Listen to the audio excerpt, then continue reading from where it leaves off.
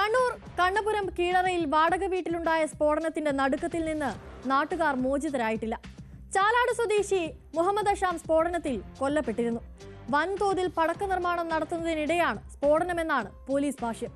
എന്നാൽ ഉത്സവകാലം അല്ലാഞ്ഞിട്ട് കൂടി ഉഗ്രശേഷിയുള്ള ഇത്രയധികം സ്ഫോടക വസ്തുക്കൾ നിർമ്മിച്ചത് എന്തിനെന്ന ചോദ്യം ബാക്കിയാവുകയാണ്. കേസിൽ പ്രതി അനൂപ് മാലിക്കിനെ കോടതി റിമാൻഡ് ചെയ്തു.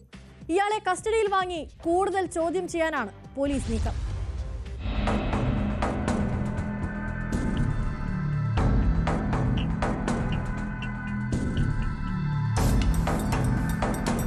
ശനിയാഴ്ച പുലർച്ചെ 1:50 നാടിനെ നടുക്കിയ സ്ഫോടനം.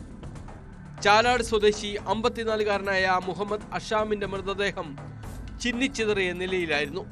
പ്രതി അനൂപ് മാലിക്കിന്റെ ഭാര്യ സഹോദരനാണ് ഇയാൾ. സ്ഫോടനത്തിൽ വീട് പൂർണ്ണമായി തകർന്നു. സമീപത്തെ 4 വീടുകൾക്കും കേടുപാടുണ്ട്. തകർന്ന വീട്ടിൽ നിന്ന് പൊട്ടാതെ കിടന്ന ഗുണ്ടുകളടക്കം കണ്ടെത്തിയിട്ടുണ്ട്. റിട്ടയർഡ് അധ്യാപകൻ കീഴറയിലെ ഗോവിന്ദന്റെ ഉടമസ്ഥതയിലുള്ള വീട്ടിൽ മുഹമ്മദ് അഷാം അടക്കം 2 പേരാണ് താമസിച്ചിരുന്നത്. അനൂപാണ് വീട് വാടകയ്ക്കെടുത്തതെന്ന് മനസ്സിലായതോടെയാണ് പോലീസ് ഇയാളെ പിടികൂടിയത്. കർണാടകയിലേക്ക് കടക്കാൻ ശ്രമിക്കുന്നതിനിടെയാണ് അനൂപ് പിടിയിലായത്. കോടതിയിൽ ഹാജരാക്കി പ്രതിയെ റിമാൻഡ് ചെയ്തു. ഇയാളെ കസ്റ്റഡിയിൽ വാങ്ങി കൂടുതൽ ചോദ്യം ചെയ്യാനാണ് പോലീസ് നീക്കം.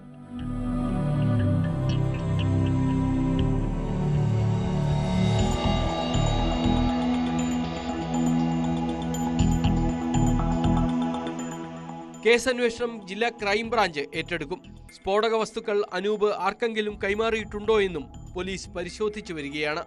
പവർ ലിഫ്റ്ററായ അനൂപ് മുൻപും സ്ഫോടന കേസുകളിൽ പ്രതിയായിട്ടുണ്ട്. 2016 കണ്ണൂർ പൊടിക്കുണ്ട രാജേന്ദ്രനഗർ കോളനിയിൽ അനൂപും കുടുംബവും താമസിച്ചിരുന്ന ഇരുനില വീട്ടിൽ സ്ഫോടനമുണ്ടായിരുന്നു.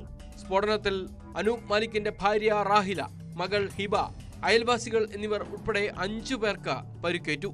ഇരുനില വീട് പൂർണ്ണമായി തകർന്നിരുന്നു. കഥാകൃത്ത ടി പത്മനാഭന്റെ വീടടക്കം 40ഓളം വീടുകൾക്ക് കേടുപാടുകളും സംഭവിച്ചു. ഈ കേസിന്റെ വിചാരണ തലശ്ശേരി ജില്ലാ അഡീഷണൽ കോടതി പുരോഗമിക്കുകയാണ്.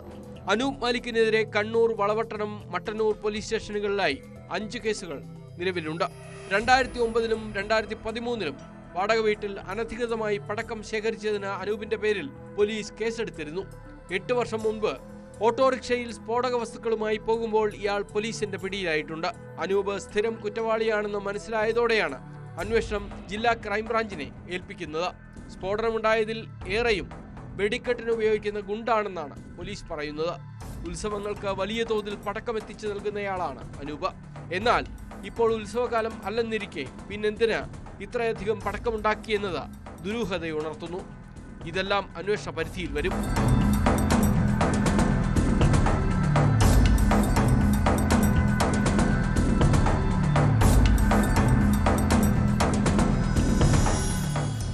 ന്യൂസ് 18 കണ്ണൂർ.